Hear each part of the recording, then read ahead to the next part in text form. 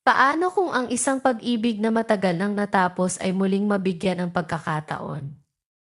At paano kung ang dahilan ng muling paglapit ay hindi lang ang pagmamahalan, kundi ang ngiti ng kanilang anak?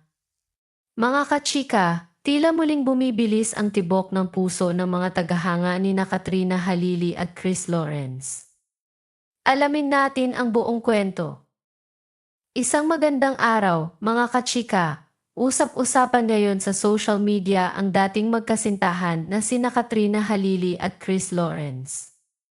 Matapos ang mahigit isang dekada mula nang sila ay maghiwalay, tila unti-unti na namang nabubuo ang kanilang magandang samahan. Sa mga nakaraang buwan, ilang beses nang napansin ng netizens ang kanilang pagiging sweet sa isa't isa. Madalas silang makita na magkasama kasama ang kanilang anak na si Kitty.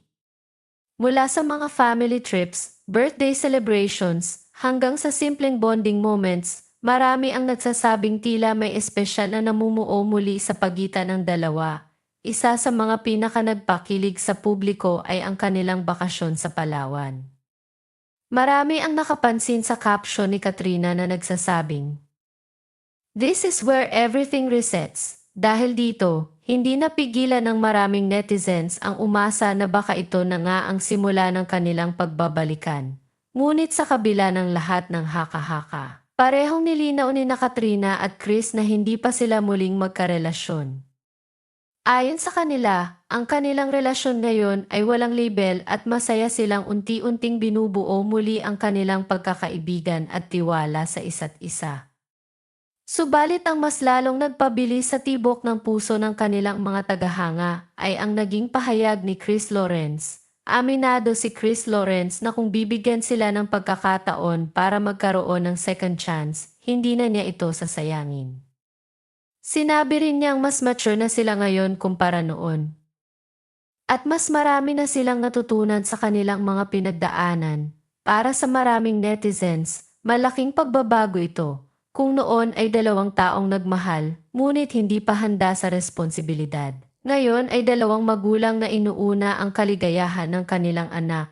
At dito lalong napansin ng publiko ang magandang pagpapalaki nila kay Kitty. Kahit hiwalay ang kanyang mga magulang sa loob ng maraming taon, hindi nila hinayaang maramdaman niyang kulang siya sa pagmamahal. Makikita sa bawat larawan at video ang saya ni Kitty habang kasama ang kanyang mommy at daddy. Marahil ito ang dahilan kung bakit napakaraming Pilipino ang kinikilig. Hindi lamang dahil gusto nilang magkabalikan sina Katrina at Chris, kundi dahil nakikita nila ang isang pamilya na marunong pa ring magmahal at magrespeto sa isa't isa kahit dumaan sa napakaraming pagsubok. Kung inyong tatanungin ang inyong lingkod, hindi naman talaga imposible ang second chance. May mga taong nagmamahalan pero nagkakahiwalay dahil mali ang timing, minsan bata pa, minsan hindi pa handa, minsan inuuna ang pride.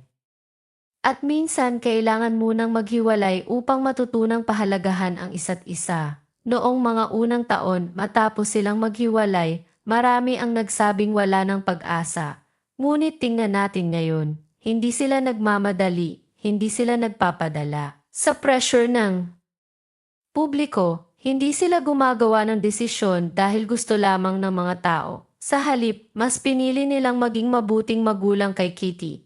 At marahil doon nagsimulang muling mabuo ang respeto. Kapag may respeto, mas madaling bumalik ang tiwala. Kapag bumalik ang tiwala, unti-unti ring bumabalik ang pagkakaibigan. At minsan, ang pinakamagandang love story ay nagsisimula muna bilang magkaibigan. Napakasarap isipin na habang lumalaki si Kitty, nakikita niyang nagtatawanan muli ang kanyang mommy at daddy. Nakikita niyang kaya pala ng dalawang taong minsang nasaktan ang isa't isa na maging mabuting magulang.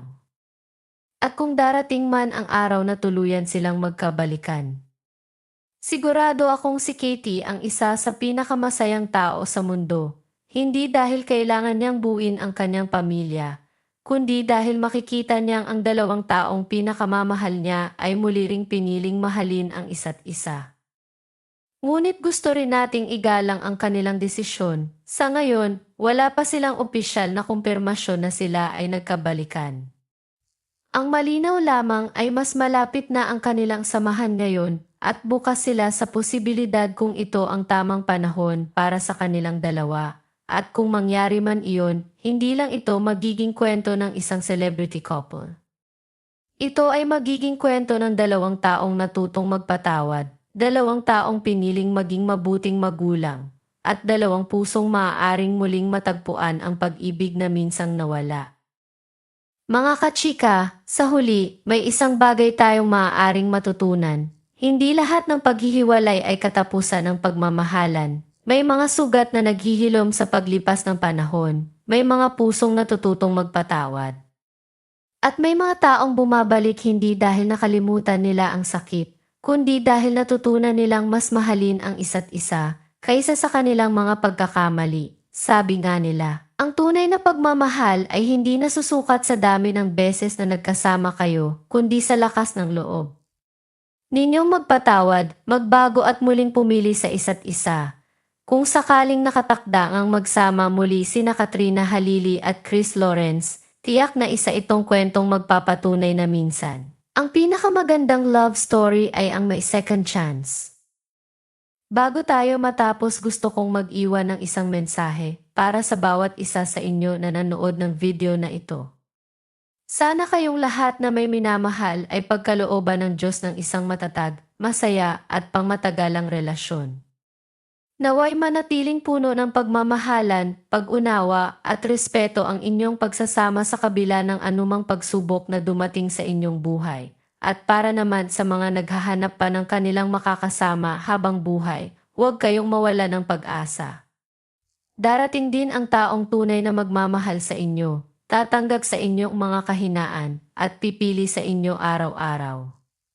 Minsan, ang tamang tao ay dumarating sa tamang panahon, kaya patuloy lamang kayong maniwala sa pag-ibig at sa mga kasalukuyang dumaraan sa mabibigat na pagsubok sa kanilang relasyon. Sana ay matapos na ang sakit na inyong pinagdaraanan.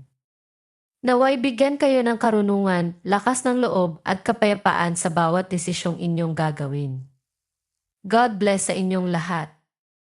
Ano ang inyong opinyon, mga kachika? Sa tingin ba ninyo ay dapat nang bigyan ni Katrina at Chris ng panibagong pagkakataon ang kanilang pagmamahalan?